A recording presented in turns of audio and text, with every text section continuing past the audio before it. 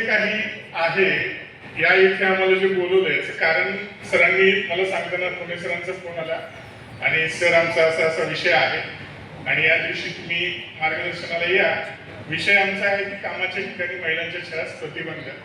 आणि बोलताना ते म्हणले आमच्या इथे तसं काय नाही, आमच्या इथे सगळे चांगलेच आहेत. म्हणजे आमच्या इथं काय बेकारच असं नाही, आमच्या इथं सुद्धा चांगलेच आहे.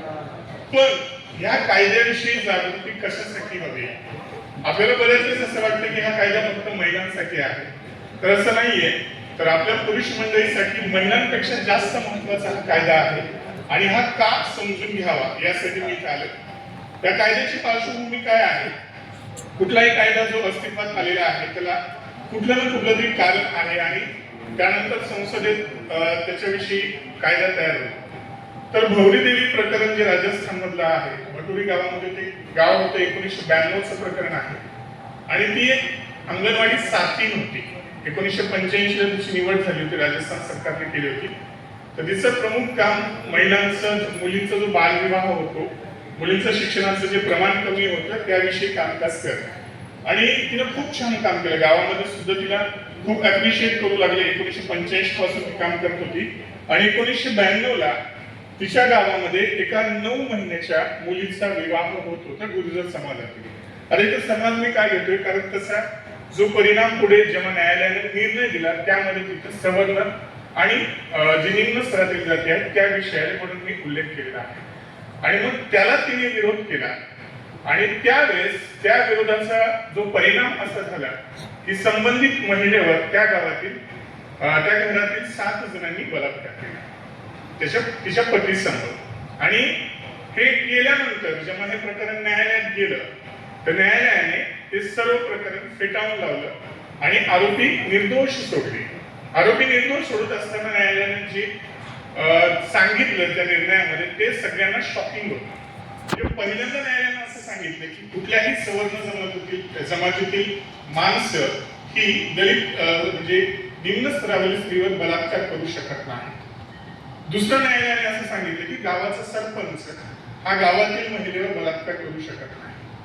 त्याच्यानंतर न्यायालयाने सांगितले की नात्यांमध्ये म्हणजे जेव्हा नातेवाईक सोबत असतात तेव्हा नातेवाईक एकमेकांसमोर एखाद्या स्त्रीवर बलात्कार करू शकत नाही, कारण काका आणि पुतण्या हे त्या प्रकरणामध्ये आरोपी होते. त्याच्यानंतर न्यायालयाने सांगितलं की पती समोर पत्नीचा बलात्कार होऊ शकत नाही. पती हा काय शांतच बसून होता काय?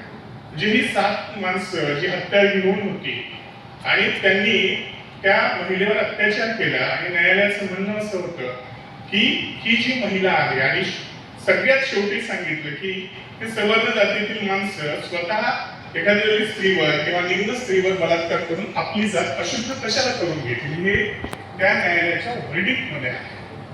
आणि त्याच्यानंतर मग त्यावेळेसचे जे कॉक्रोचेस होते, म्हणजे या आजच्या भाषेत सांगायचं झालं तर त्यावेळेसची जी तरुणाई होती ती तरुणाई पेटून उठली आणि राजस्थानमध्ये विशाखा नावाची एक स्वयंसेवी संस्था आहे, त्या स्वयंसेवी संस्थेने आणि इतर महिलांच्या संस्थांनी या विरोधात अपील करण्यासाठी राज्य सरकारवर दबाव आणला.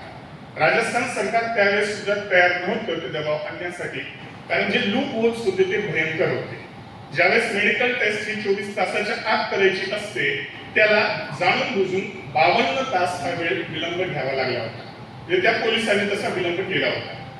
आणि मग या संस्थांच्या या ज्या स्वयंसेवी संस्था होत्या याच्या दबावामुळे नाविलाजानं शासनाला त्या सर्वोच्च न्यायालयात जावं लागलं आणि सर्वोच्च न्यायालयात गेल्यानंतर मग या जे काही विशाखा जी स्वयंसेवी संस्था होती आणि इतर महिलांच्या संस्था या सर्वोच्च न्यायालयात गेल्या आणि त्याच्यानंतर 1997 ला विशाखा गाईडलाईन्स अस्तित्वात आल्या, ज्याला आपण ढोबळमानाने आपण असं म्हणतो की विशाखा गाईडलाईन्स ह्या महिलांच्या जे कामाच्या ठिकाणी लैंगिक छळासाठी प्रतिबंध करणाऱ्या गाईडलाईन्स आहेत. आता हे सर्व झालेलं असताना सुद्धा सर्वोच्च न्यायालयामध्ये सुद्धा या प्रकरणावर किती वेळ सुनावणी झाली असेल ते ऐकून तुम्ही सुद्धा शॉक व्हाल.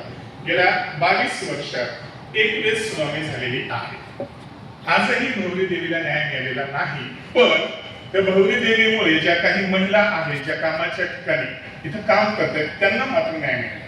पुढे काय झालं की लेले नावाच्या स्त्री होत्या आणि त्या न्यायालयात गेल्या, सर्वोच्च न्यायालयात त्यांनी PIL दाखल केली आणि सांगितलं की ज्या काही विशाखा गाईडलाईन्स आहेत, विशाखा गाईडलाईन्स मध्ये काय सांगितलेलं होतं की कामाच्या ठिकाणी महिलांना सुरक्षित वातावरण निर्माण करून देणं ही त्या एचओडीची जबाबदारी आहे.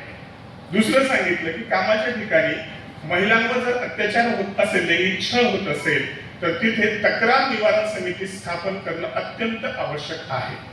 तिसरी गोष्ट सांगितली त्यांनी की जर महिलेला एफआयआर दाखल करायची असेल तर त्या एचओडीने तिला मदत करायला हवी. चौथी गोष्ट सांगितली की तिथे जे काही जनजागृतीपर कार्यक्रम घ्यायचे असतात ते घेणं ही एचओडीची जबाबदारी आहे. कारण महिलेचा जेव्हा लैंगिक छळ होतो तेव्हा जो आरोपी आहे तो तर आरोपी असतोच, पण तिथे जर एचओडीने हे कार्यक्रम राबवले नाही किंवा या गोष्टी जर राबवल्या नाही तर त्यांना सुद्धा सहआरोपी केलं जाऊ शकतं. म्हणून खुने साहेबांनी पटकन हा कार्यक्रम आटोपून घेतला. हे जे आणि सगळ्यात महत्वाचं जे सांगितलेलं होतं की जी काही समिती आहे ती समिती तिची जी नावं आहेत ती दर्शनी भागामध्ये लावली पाहिजे. आता ह्या सगळ्या गाईडलाईन्स असताना सुद्धा प्रत्येक कार्यालयात हे दिसून येत नव्हतं. म्हणून लेले नावाच्या महिला या सर्वोच्च न्यायालयात गेल्या आणि सर्वोच्च न्यायालयाने तेव्हा सांगितलं की विशाखा गाईडलाईन्स आता आपण कायद्यात रूपांतर केलं पाहिजे. आणि 2013ला पॉश ऍक्ट आला, ज्याला आपण prevention of sexual harassment of woman at work place, महिलांच्या लैंगिक छळास प्रतिबंध करणारा कायदा 2013 असं म्हणतो. ही कायद्याची पार्श्वभूमी. आता यामध्ये हा कायदा कुणाला लागू आहे? आता हा कायदा कुणाला लागू आहे तर इथं हा कायदा केवळ आणि केवळ महिला ही पीडित असू शकते. यामध्ये पुरुषांना लैंगिक छळ झाला म्हणून तक्रार करता येत नाही या कायद्या अंतर्गत पहिली गोष्ट. दुसरी गोष्ट, कुठली महिला, मग ती सरकारी कर्मचारी असू देत किंवा ती कंत्राटी बेसवर काम करणारी असू देत, रोजंदारीवर काम करणारी असू देत, इंटर्नशिपवर असणारी महिला असू देत किंवा एखादी महिला कामानिमित्त एखाद्या सरकारी ऑफिसेस मध्ये गेलेली आहे तर त्या महिलेला सुद्धा असा प्रकारचा गुन्हा दाखल करता येतो. आता मग हे कामाचं ठिकाण म्हणजे काय? आता यामध्ये केवळ महिला ही पुरुषांच्याच विरोधात तक्रार करू शकते का तर असं नाही.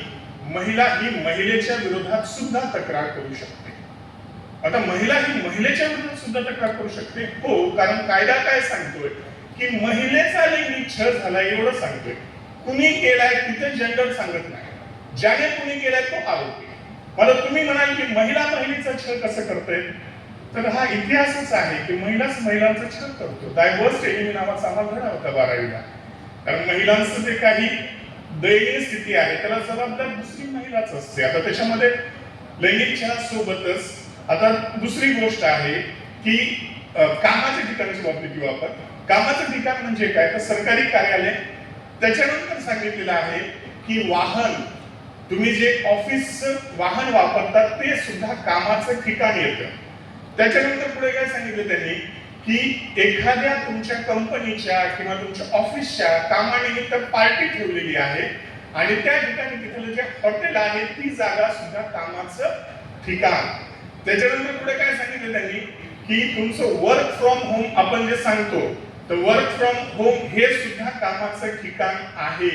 त्याच्यानंतर पुढे काय सांगितले, इव्हन घर सुद्धा कामाचं ठिकाण आहे. तुम्हाला घर कसं, कारण असंघटित क्षेत्रातील ज्या काही महिला आहेत, ज्या धुणी भांडी करतात, ज्या घर काम करतात, यांच्यासाठी हे कामाचं ठिकाण आहे. या ठिकाणी महिलांचा लैंगिक छळ झाला तर त्याच्या विरोधात तक्रार करता येते.